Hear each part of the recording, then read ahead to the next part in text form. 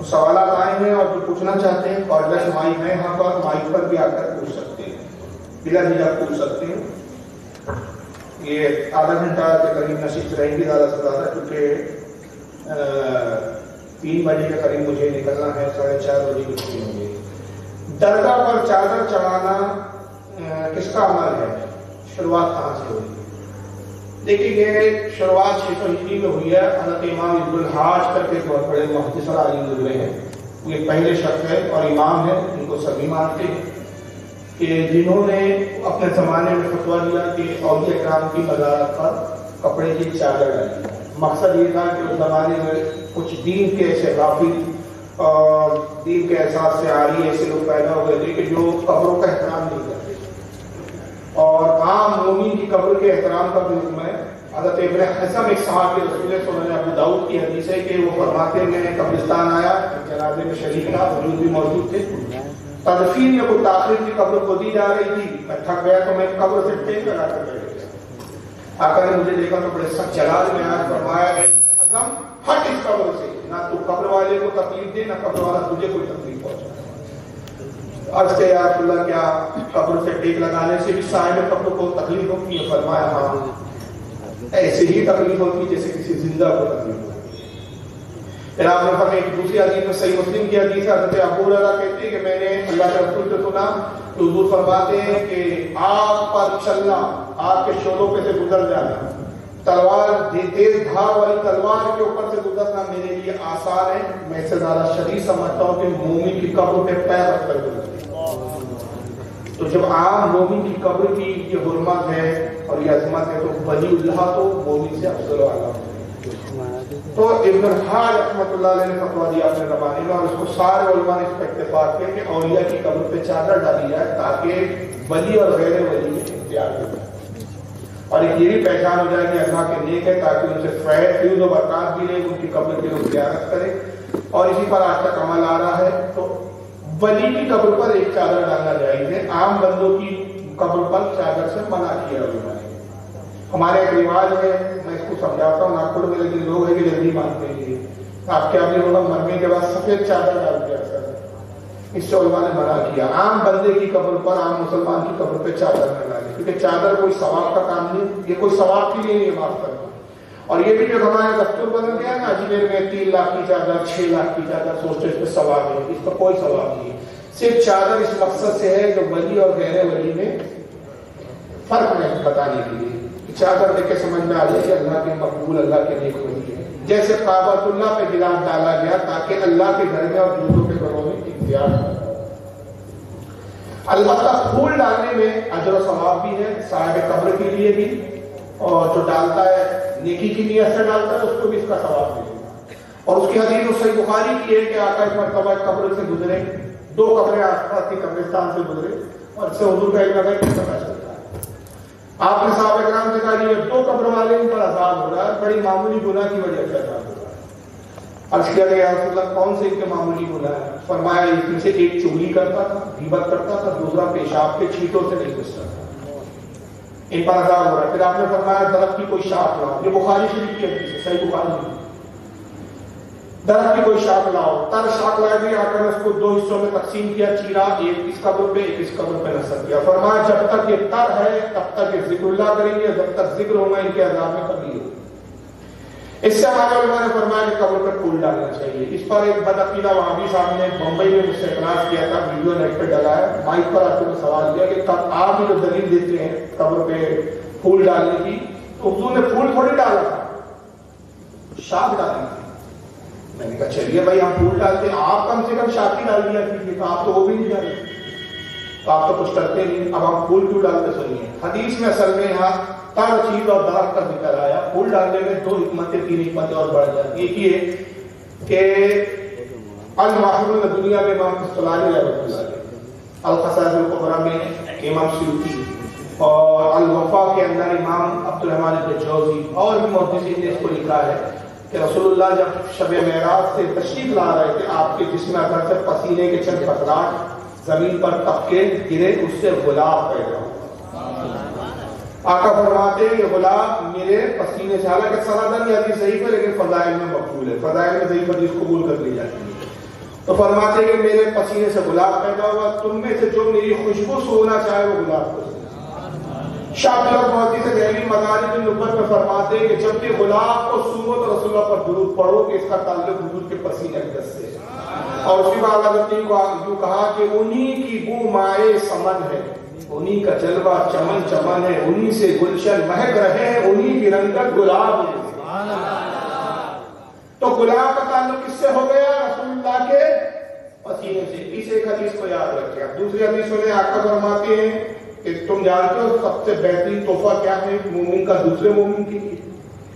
صحابہ نے اس کے اللہ رسول بہتر جانے فرمایا کہ ایک ایسا تحفہ نہ دینے والے پر بار نہ لینے والے پر بار۔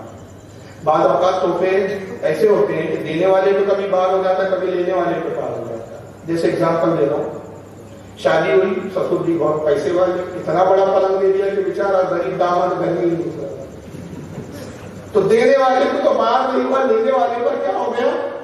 بار ہو گیا، مصیبت ہو گئی۔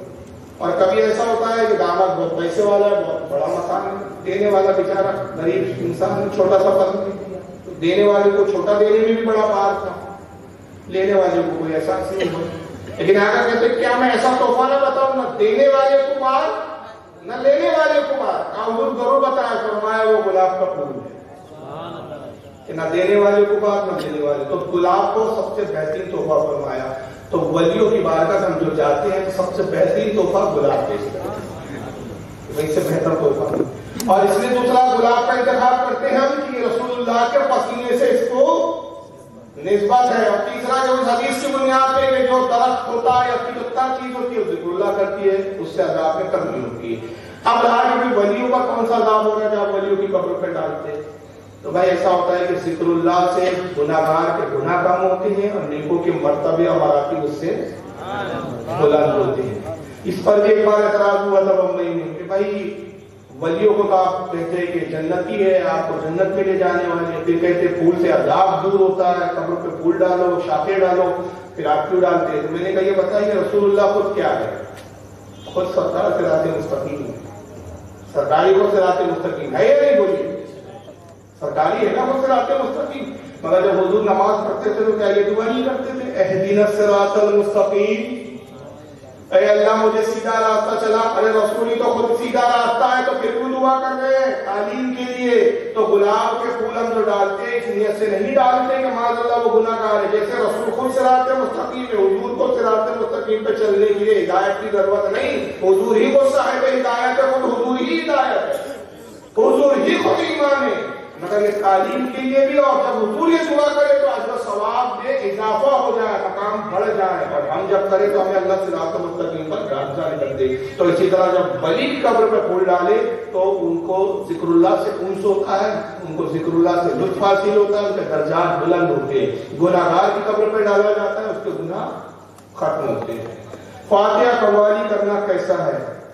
فاتحہ تو جائز ہے، اور اب اس کے لیے بہت ساری حدیثیں ہیں، میں ایک ہی حدیث سنا دیتا ہوں، بخاری شریف کی حدیث ہے، اور اسی سے ہمارے علماء نے فاتحہ کا ثبوت دیا۔ انس بن مالک کہتے ہیں کہ میں چھوٹا تھا، میری ماں ام سلیم نے ایک مرتبہ یہ کیا کہ اس روٹی کو باریک پیس لیا، جس کو ملیدہ بولتے ہیں ہماری زبان میں، اور اس میں گھی ڈال دیا کچھ، اور اس کو پھر ملا دیا، پس میں گڑ ڈال دیا، تو ایک قسم کا وہ حلوہ بن گیا، گڑ تھا اس میں، ملیدہ تھا اور گھی تھا۔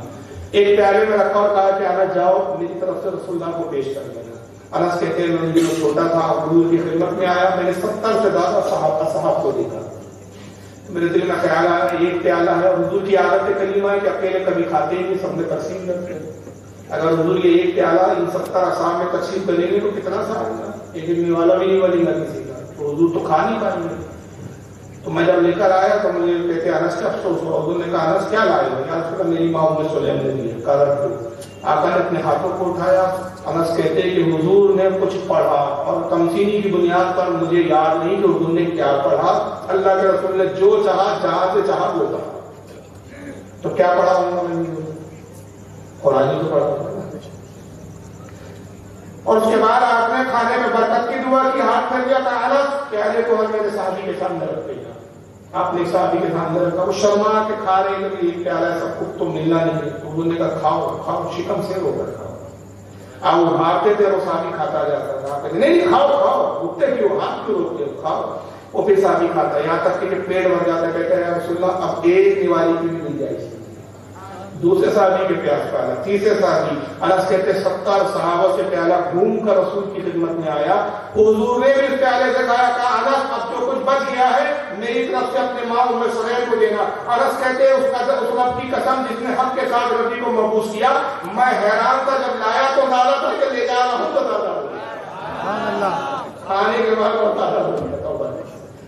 اس سے فاتحہ کا ثبوت ملتا ہے کہ حضور نے کھانا سامنے رکھ کے پڑھا, کوئی پڑھا نہیں. اب اس میں آتی ہے اچھی احسان ثواب. تو صحیح بخاری کی حدیث ہے کہ حضرت سعد رضی اللہ تعالیٰ عنہ حضور کی خدمت میں آیا. اس کے بعد میری ماں کا انتقال ہو گیا, اگر میں اس کے قریب ہوتا ہوں اس وقت انتقال کے وقت تو ضرور وصیت کرتی. انتقال کے وقت میں ماں کے قریب نہیں تھا. آپ نے فرمایا صاحب تمہارے گمان میں کیا وصیت کرتی؟ یا رسول اللہ مجھے ایسے کام کی تلقین کرتی جو اس کے لیے صدقہ جاریہ ہو, ثواب کا ذریعہ ہو. آپ نے فرمایا صاحب کو آپ خدوا کہ پانی کی بڑی مدینے میں قلت ہے.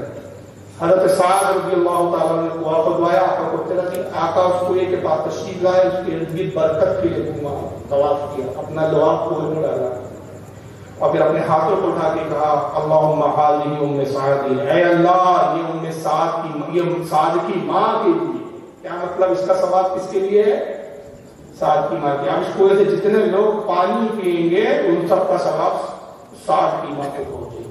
تو اس اصال ثواب کی دلیل ملی. تو یہ حدیثوں کے ہی مجموع کو فاتحہ کی شکل میں تبدیل کیا گیا. اس میں یہی ہوتا ہے قرآن پڑھا جاتا ہے, کھانا رکھا جاتا ہے, مرحوم کے ثواب کی نیت کی جاتی ہے.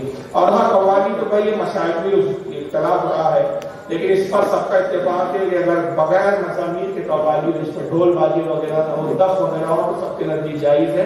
قوالی پر اختلاف نہیں ہے, محفل سیما پر اختلاف نہیں, اختلاف مضامین پر. مضامین مطلب موسیقی, جو انسٹرومنٹ آج کل نئے نئے ایجاد ہو رہے اس پر اختلاف ہے. ورنہ چاہے غوث اعظم ہو ان کی بنیت الطالبین پڑھ لیں آپ, چاہے امام غزالی ہو ان کی حیاء العلوم پڑھ لیں, حتیٰ کہ خود اعلیٰ فاضل بریلوی کی آپ احکام شریعت پڑھ لیں. یہ جتنے بھی بزرگ ہیں انہوں نے کہا کہ بھائی وہ قوالی جس میں ڈھول باجے موسیقی نہ ہو, جدید آلات نہ ہو, لہو لعب کی صورتیں نہ ہو, تو اس طرح کا سما جائز ہے کہ دف وغیرہ پہ پڑھا جائے. البتہ اس میں اگر موسیقی, سارنگی, طبلہ وغیرہ یہ شامل کیا جائے اس کی ممانعت آئی ہے. السلام علیکم ورحمۃ اللہ وبرکاتہ. وعلیکم السلام. بارگاہ میں آپ کی بارگاہ میں سوال یہ ہے کہ بہت سارے لوگ یہ کہتے ہیں کہ ماحول کے حساب سے جہاں شہر میں جو ہے سب سے مل کے ساتھ رہنا ہے اور سب کو لے کے چلنا ہے, کچھ ہوتے ہیں تو کیا ان کے پیچھے نماز ہو جاتی ہے؟ اور پھر دوسری چیز یہ ہے کہ اہل حدیث والوں کے پیچھے نماز پڑھنا کیسا؟ اور تیسری چیز یہ بھی تھی کہ بہت سارے لوگ ٹوپی کو ہلکے میں لے کے ٹوپی چھوڑ دیتے ہیں, اس صورت میں کیا نماز ہو جاتی ہے؟ شریعت میں سے کیا اجازت ہے؟ دیکھیں تین یہ بھی تھی وہ بھی تھی, اور ان کے بارے میں کیا تو میں کیا بیان کروں. قرآن ہی کہتا ہے وَلَا تَلْبِسُوا الْحَقَّ بِالْبَاطِلِ وَتَكْتُمُوا الْحَقَّ وَأَنْتُمْ تَعْلَمُونَ. اللہ فرماتا ہے حق اور باطل کو آپس میں نہ ملا, اور دیدہ اور دانستہ حق کو نہ چھپاؤ. اللہ کہتا ہے کہ حق اور باطل کبھی ایک حل یستوی اصحاب النار واصحاب الجنہ واصحاب الجنۃ هم الفائزون. اللہ فرماتا ہے کہ جہنم والے اور جنت والے برابر ہو جائیں گے؟ ہرگز نہیں. جو جنت والے وہی کامیابی کو پہنچے. تو صلح کلیت کا کوئی بھی اسلام میں مطلب بنیاد نہیں ہے. اسی کو منافقت بھی کہا گیا. منافق کے معنی یہ ہوتے کہ کبھی در, اور صحیح مسلم شریف کی حدیث سے میں نہیں کہہ رہا ہوں, نبی کا قول ہے. کسی کو اگر برا لگتا ہے تو وہ سوچے کہ بھائی میں نے اپنی بات نہیں کی, ذمہ داری میری صرف حوالہ دکھانے کی ہے. اب ایسی مثال اگر نبی نے دی ہے تو وہ ایسے حضرات جو پلپلے ہوتے ہیں, مذبذب ہوتے ہیں, تشدد کا شکار ہیں, صلح کلی رکھتے ہیں, وہ خود اپنے اس حدیث کے اندر انجام کو سوچتے ہیں. صحیح مسلم میں حدیث آقا کہتے ہیں کہ دوغلے کی مثال, جو ادھر بھی ٹھیک ادھر بھی ٹھیک, اس بکری کی مانند ہے کہ وہ بکری کبھی اس ریوڑ میں بکروں کے جاتی ہے, کبھی بکروں کے کس ریوڑ میں جاتی ہے, اور پھر بچہ لاتی ہے تو پتہ ہی نہیں چلتا کہ کس ریوڑ سے بچہ جاتی ہے. یہ مثال ہے ان لوگوں کی تو بھی ٹھیک تو بھی ٹھیک. اسلام کہتا ہے تو بھی ٹھیک تو بھی نہیں, صرف حق کے ساتھ آ جاؤ. حق ایک ہی ہو سکتا ہے دونوں میں سے. تو یہ تھیوری ہمارے یہاں صلح کلی والی نہ قرآن کی ہے نہ حدیث کی ہے. ایسے لوگوں کو ہی منافق کہا گیا. منافق ہی ہوتے تھے, رسول کے پیچھے نماز بھی پڑھتے تھے, جہاد پر بھی جاتے تھے, مگر یہ تھا کہ یہ بھی ٹھیک. اور قرآن نے ان کے بارے میں کیا کہا کہ ان کا عالم یہ تھا کہ جب ان سے کہا جاتا تھا کہ ایمان لاؤ تو کہتے قالوا آمنا, ہم ایمان لائے. وَإِذَا خَلَوْا إِلَىٰ شَيَاطِينِهِمْ نہیں، جب اپنے شیطانوں میں جائے قالوا ان معکم، کہتے ہم تمہارے ساتھ ہیں۔ ایمان والے سب یہ تو کہا ہم تمہارے ساتھ ہیں، اب جب اپنے شیطانوں میں جائے تو کہا ہم تمہارے ساتھ ہیں۔ ہم تو ایمان والوں کے ساتھ ہنسی مذاق ٹھٹے بازی کر رہے تھے، ٹائم پاس کرنے چلے گئے تھے۔ تو قرآن نے یہی دو گروہ کو ہی منافق کہا ہے۔ منافقت کوئی اچھی چیز نہیں، اور افسوس کی بات یہ ہے کہ جن بدعقیدوں کو ہم سپورٹ کرتے ہیں، یا ہم کہتے ہیں دنیا داری ہے، ہندوستان کا مزاج ہے، ہندوستان کا ماحول ہے، سب کو لے کے چلنا پڑتا ہے، تو جس بدعقیدے کو آپ سپورٹ کر رہے ہیں وہ اتنا منوط بدعقیدہ ہے کہ آپ مر جاؤ تو آپ کی قبر پر کبھی اصالِ ثواب کے لیے نہیں آنے والا۔ ایک آیات ایک درود بھی پڑھ کر آپ کے لیے بخشنے والا نہیں، کہ اس منوس کے نزدیک تو اصالِ ثواب کرنا ہی بدعت و شرک ہے، قبر پر جانا ہی شرک و بدعت ہے۔ جو ہمارے بزرگوں کو گالیاں بکے، جو ہمارے نبی کی تعظیم نہ کرے، وہ ہمارا کبھی ہو نہیں سکتا۔ تو اس سے بچے، اللہ تعالیٰ آپ سب کو استقامت اور مضبوطی عطا کرے۔ دوسرا سوال کیا تھا آپ کا کہ وہابیوں کے پیچھے نماز کیسا؟ یہ جو اس طرح کے لوگ ہیں ان کے پیچھے نماز کا کیا حکم ہے؟ ایسے لوگوں کے پیچھے نماز پڑھنے سے بچنا چاہیے، کیونکہ ایسے شخص خود جو ہے ایک طرح سے بدعتی ہوتے ہیں، ان کے پیچھے نماز واجب العیاد ہوتی ہے، اور رہا غیر مقلد یا وہابی، اس کے پیچھے تو سرے سے نماز ہی نہیں ہوتی، اس لیے کہ نماز کے لیے شرط اولی کیا ہے؟ بولو، وضو کے ایمان، اور جب ایمان ہی نہیں ہے، اس کے ایمان ہی پر اختلاف ہے ہمارا، تو اس کے پیچھے بھی نماز۔ میں ایک بہت عام خیر مثال دیتا ہوں سمجھانے کے ایسے موقع پر، کہ ایک امام صاحب جو سنی سے لفظہ ہے، عاشق رسول ہے، محبت کرتے ہوئے متقی ہے، پرہیزگار ہے، سب کچھ ہے، انہوں نے نماز پڑھائی مان لیجیے، اور ان کے پیچھے تقریباً 1 لاکھ لوگوں نے نماز پڑھی۔ نماز ختم کر کے انہوں نے اعلان کیا مائک پر کہ حضرات معافی چاہتا ہوں، دوسری رکعت کے دوران مجھے یاد آیا کہ میں نے وضو ہی نہیں بنایا تھا، میں نے بغیر وضو کے نماز پڑھا تھا۔ مجھے بتائیے کیا سب لوگوں کی نماز ہو گئی ان کے پیچھے؟ بولیے بولیے بولیے، نہیں ہوئی۔ کیوں؟ نماز کے لیے وضو شرط ہے، جب امام کا وضو نہیں تو پھر کسی کا بھی نماز نہیں ہوگی۔ امام کی جب نماز نہیں ہوئی تو کسی کی نماز نہیں۔ تو اللہ تعالیٰ کہ جب جو نماز پڑھانے والا امام ہے اس کا وضو نہیں ہے تو نماز نہیں ہو رہی ہے، تو جس امام کا ایمان ہی نہ ہو اس کے پیچھے کیسے نماز؟ وضو سے اہم تو ایمان ہے، تو کسی صورت میں بدعقیدہ کے پیچھے نہیں ہوتی۔ اب اس میں سوال یہ نہیں، میں ایڈ کر دیتا ہوں، ایسا موقع آ جائے آپ کسی ایسی جگہ گئے کہ جہاں کوئی سنی مسجد نہیں ہے، حکم یہ ہے کہ آپ اپنی علیحدہ تنہا نماز پڑھیں۔ جمعے کا دن ہو، بہت سے لوگ مجھ سے سوال کرتے، ہو سکتا ہے چلے جائیں انٹرنیٹ پہ، اکثر سوال آتے ہیں کہ بھائی ہم سعودی عرب میں سروس کرتے ہیں، الحمدللہ ہم کر سنی ہے، بدعقیدے کو مسلمان نہیں سمجھتے، لیکن ساری مساجدیں انہیں کی ہے، تو باقی نمازیں تو ہم اپنے روم پر پڑھ لیتے ہیں، لیکن جمعے کا مسئلہ ہے، جمعہ کیا کریں؟ تو اس وقت بھی ہمارے فقہاء کرام یہ کہتے ہیں کہ جمعے کی شرائط میں یہ بھی ہے کہ مسجد جو ہے امام بھی اس لائق ہو کہ اس کے پیچھے جمعہ ہو سکے۔ اگر امام ہی ایسا ہے کہ اس کے پیچھے جمعہ نہ ہو سکے تو جمعے کی فرضیت اس سے ثابت ہو جاتی ہے۔ جمعے کی چند شرائط ہے، جب اس میں سے ایک بھی شرط کم پائی جائے گی تو جمعہ قائم نہیں ہوگا۔ مثلا مسجد کے دروازے کھلے رکھے جائیں، مسجد کے دروازے کھلے ہونے چاہیے، مسجد کے دروازے بند نہیں کر سکتے۔ علاقے کے قاضی کی جمعہ قائم کرنے کی اجازت ہو، قاضی نہ ہو تو شہر کا سب سے بڑا عالم ہے۔ ایسے 6 یا 7 کے قریب شرائط ہے، اس میں ایک شرط یہ بھی ہے کہ امام اس لائق ہو کہ جمعہ پڑھا سکے۔ اب ظاہر بدعقیدہ کے پیچھے جمعہ کیا کوئی دوسری نماز نہیں ہوتی، تو اس بنیاد پر جمعے کی فرضیت ثابت ہو گئی، تو ایسی صورت میں اب جمعے پر آپ کے قیامت میں کوئی پوچھی نہیں ہوگی جمعہ چھوڑنے پہ، تو وہ لوگ کیا کریں؟ ظہر کی نماز ادا کریں۔ جمعہ ثابت ہوا تو ظہر ان پر لاگو ہے، تو ظہر پڑھے اور جمعے کو چھوڑ دیں۔ اور تیسرا کیا سوال تھا؟ ٹوپی کا مسئلہ ایسا دیکھیے، ٹوپی کا بڑا نازک مسئلہ ہے، جو مسئلہ میں بتا دیتا ہوں، ہر آدمی اپنی نیت کو جانتا ہے، کیونکہ اس کا تعلق، اس مسئلے کا تعلق نیت سے، دیکھنے اور اس سے نہیں۔ احکام شریعت میں حضرت فرماتے ہیں کہ عاجزی اور انکساری کی نیت سے بغیر ٹوپی کے اگر نماز پڑھے گا، یہ نیت ہے کہ اپنے آپ کو اللہ کے سامنے حقیر اور عاجز پیش کرنا مطلوب ہے، تو افضل ہے۔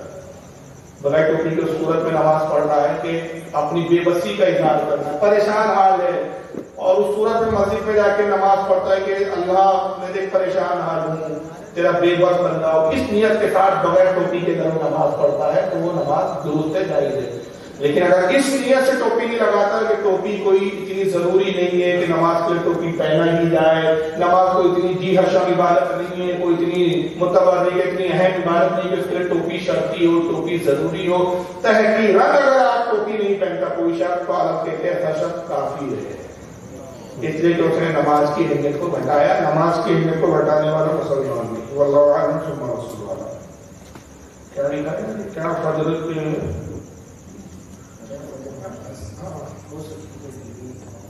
اچھا لکھنے والے نے ایسا لکھا تھا شارٹ ہینڈ میں لکھا ہے یا وہ ڈاکٹر جو پرسکرپشن لکھتے ہیں اس طرح لکھا ہے، ایک ورڈ بھی پڑھنے لکھا ہے. میاں بیوی ایک ساتھ نماز پڑھ سکتے ہیں. گھر میں دیکھیے اگر شوہر کی امامت کرے تو بیوی کے پیچھے نماز پڑھ سکتی ہے، بلکہ سنت سے ثابت ہے. مومن حضرت عائشہ اس طرح نماز پڑھا کرتی تھی اکثر رسول اللہ کے پیچھے، امہات المومنین بھی پڑھا کرتی تھی. شوہر آگے رہے گا، بیوی سے تھوڑا پیچھے رہے گی، مطلب ایک دم پیچھے رہے گی. تو اگر بیوی جو ہے کیا بولتے ہیں گھر میں خود کی بیوی ہے یا محرم عورتیں بھی ہو، غیر محرم نہ ہو، جیسے بہن ہو تو بہن بھی پڑھ سکتی ہے، ماں بھی پڑھ سکتی ہے.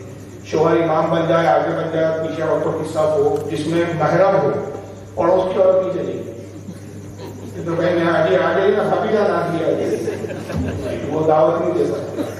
گھر میں ہی مطلب کبھی موقع ہے چلا جماعت قائم کر لیتے، جماعت کا ثواب مل جائے. تو ماں ہے، سبھی بہن ہے، پھوپھی ہے، خالہ ہے، جن سے جو محرمات ہے مطلب جن سے نکاح حرام ہے، بیوی ہے اپنی، تو مرد اگر امامت کر رہا ہے تو بالکل نماز ہو جائے گی، جائز ہے. واللہ نہیں اس میں شوہر ہاں اقامت، اس میں تو اقامت کچھ مرد ہی رہے گا، عورت نہیں، کیونکہ عورت کو اقامت اور اذان دونوں دینا منع ہے.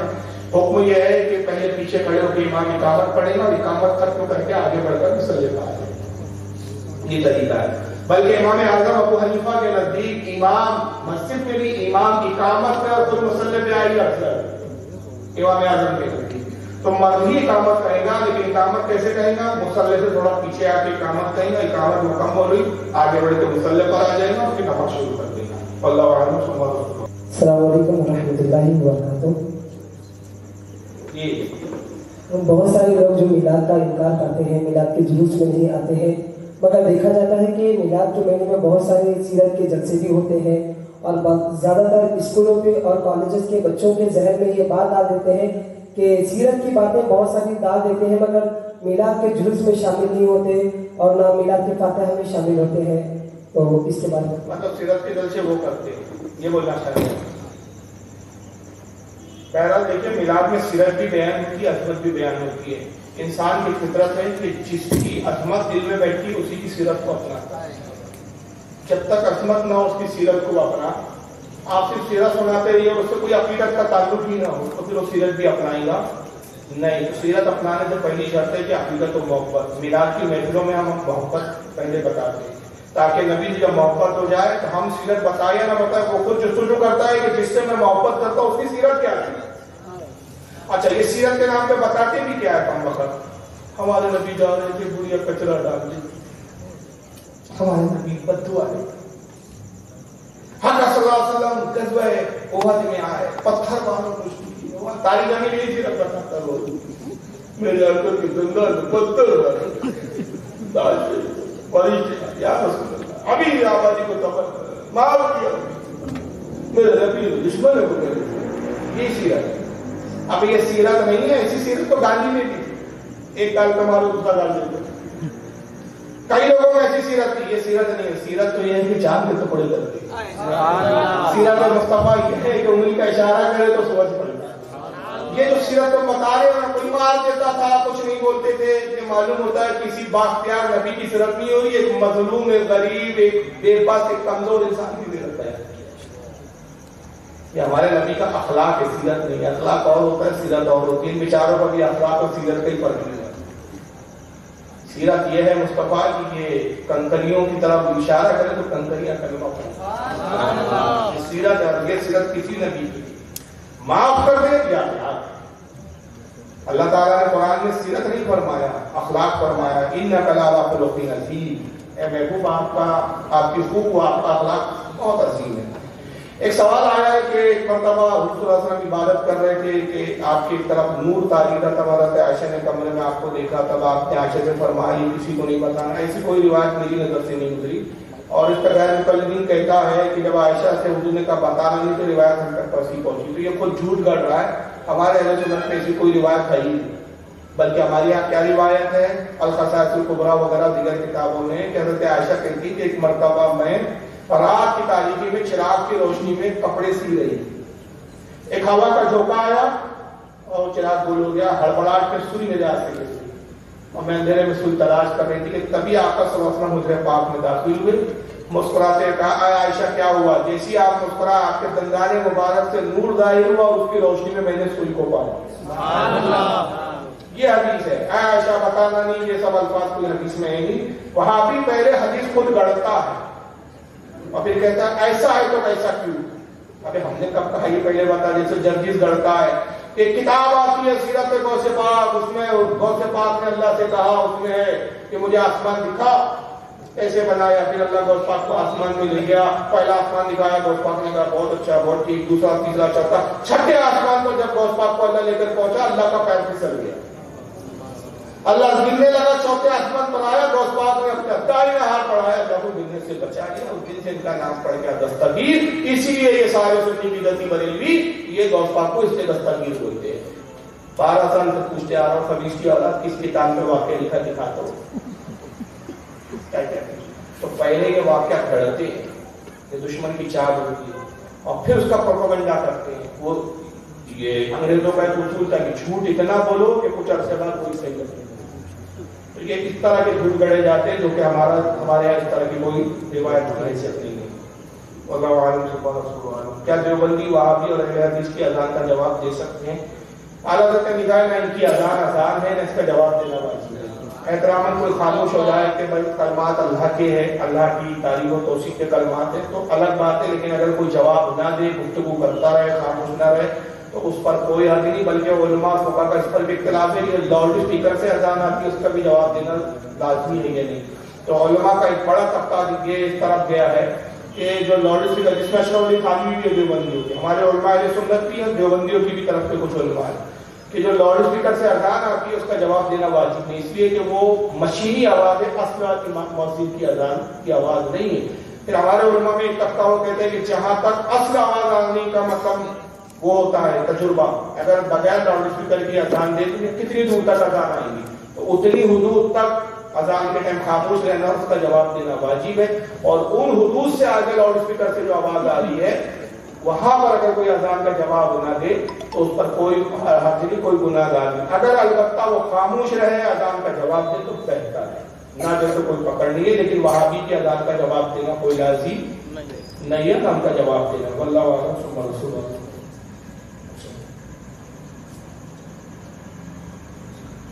اچھا ایک سوال پوچھا گیا ہے کہ قبرستان میں چپل وغیرہ پہن کے جاتے اس کا کیا؟ وہ 2 حدیثیں تو میں ابتدا میں بیان کر چکا ہوں، اسی زمرے میں آ گئی ہوں. صحیح مسلم کی حدیث سنایا بول رہے تھے آقا کہتے آگ پہ چلنا آسان ہے میرے لیے، تلوار کی دھار پہ چلنا آسان ہے، اس سے زیادہ شریف سمجھتا ہوں کہ مومن کی قبر پر میں گزر جاؤں. تو جب گزرنے سے مانا ہے تو چپل پہ تو اور زیادہ ہے. تو حکم یہ ہے کہ جب قبرستان میں جائیں تو کنارے پر چپل رکھ دے. فتح باہر شریعت میں معاف کرنا، باہر شریعت میں یہ ہے کہ جب تدفین کے وقت مٹی دی جاتی ہے تو لوگ کیا سمجھتے ہیں کہ ہر کسی کو مٹی دینا ضروری ہے، جبکہ فرض کفایہ. اگر مٹی دینے کے لیے بہت ساری قبروں کو کھلاننا پڑے گا، بہت ساری قبروں پہ سے گزرنا پڑے گا، تو حکم شرع یہ ہے کہ ہر کوئی بھی نہ جائے. کچھ لوگ مخصوص قسم کے کچھ لوگ وہاں جائے، باقی لوگ نہ جائے، دوری کھڑے رہے. اور اگر جانا چاہے تو پھر چپل اتار لے، جوتا اتار لے، اور احتیاط کے ساتھ کوشش حتی امکان نہیں کرے کسی قبر پر پہنچا. یہ اس کا طریقہ ہے. اور اگر اندیشہ ہو، کیونکہ پرانے جو قبرستان ہوتے ہیں، اب آج کل جو نئے قبرستان بن رہے ہیں تو ان میں حدیں بنائی جا رہی ہیں قبروں کی. بمبئی وغیرہ میں میں نے دیکھا بڑے سسٹمیٹک قبرستان بن رہے ہیں، قبروں کو سانچوں اور کھانچوں میں بنایا جاتا ہے. لیکن جو پرانے قبرستان ہوتے ہیں جہاں قبریں آپس میں اتنی گتھا ہو جاتی ہے کہ کوئی کنفرم ہی نہیں ہے کہ کہاں کھڑے ہیں. اللہ نہ کرے کسی مومن کی قبر پر کھڑے رہے. تو ایسے قبرستان میں تو یہی حکم ہے کہ آپ دوری کھڑے رہیں. کچھ لوگ جا کر کے مٹی دے دیں، اور وہ فرض کفایہ ہے. ایک شخص نے بھی مٹی دے دی تو سب بڑی سی بات ہے، سب کو دینا کوئی فرض واجب واللہ اعلم ثم رسول اعلم. آئیے اس کا